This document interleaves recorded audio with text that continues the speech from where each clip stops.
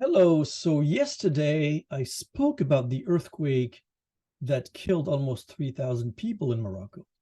But the unfolding environmental disaster that's taking place in another part of North Africa, namely Eastern Libya, may be of biblical proportion, if I may use this term, and the death toll there can surpass that of Morocco and by far.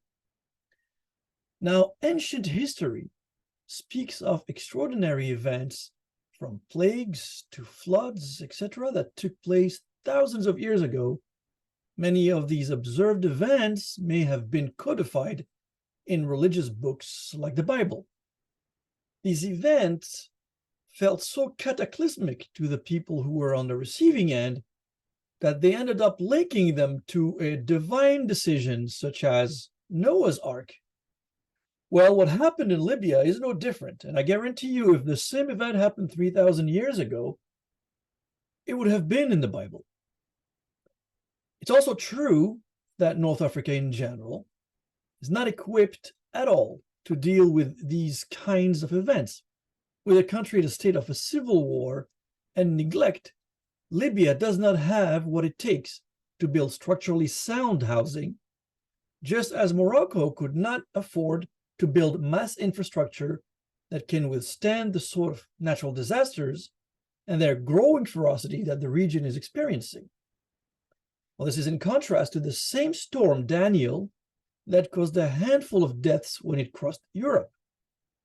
Furthermore, Libya is a country whose people endured years of conflict, poverty, displacement, etc., making their rescue and the recovery efforts virtually impossible without global support.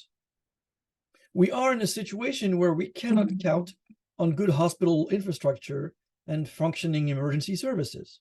Everything in Libya is broken, and that's going to lead to more casualties than in Morocco. For now, what we know is that at least 2,300 people were killed in Libya due to the freak floods that swept away thousands of houses and people. Local officials and aid agencies have been reporting grim death toll forecasts, anywhere from 2,000, and the sky's the limit. This is because, as of now, at least 10,000 people in the northeast Libya, such as in Derna, remain unaccounted for. The catastrophic flash floods intensified after two river dams collapsed and tore through coastal cities. The situation is so bad that a UN official, as reported by AFP news agency, characterized the event as a calamity of epic proportions. End of quote. In Derna alone, 5,000 people are missing, and the people there are in need of immediate and massive assistance. This is because many of the houses there are set along a river that could not hold it.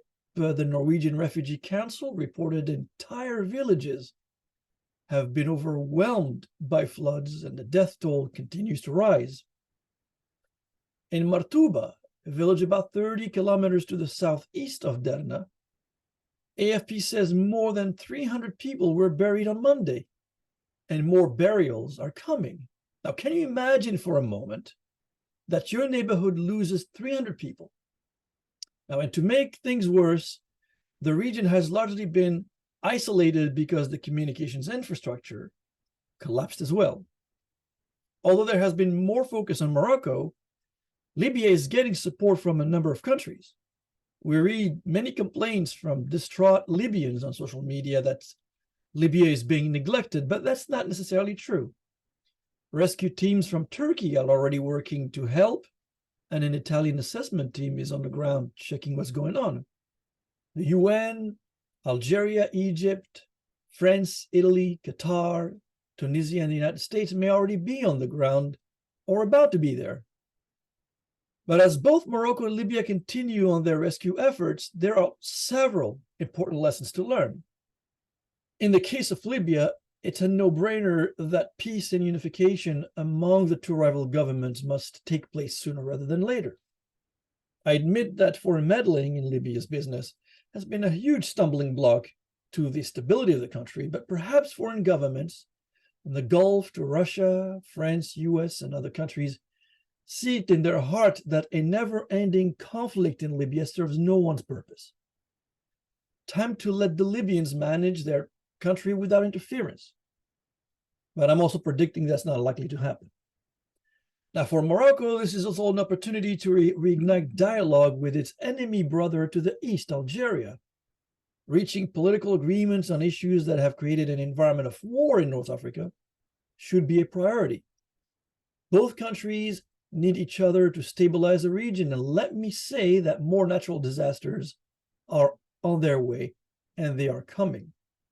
It's a matter of time, and only through sensible cooperation and coordination that the region can figure out a way or ways to face difficult times.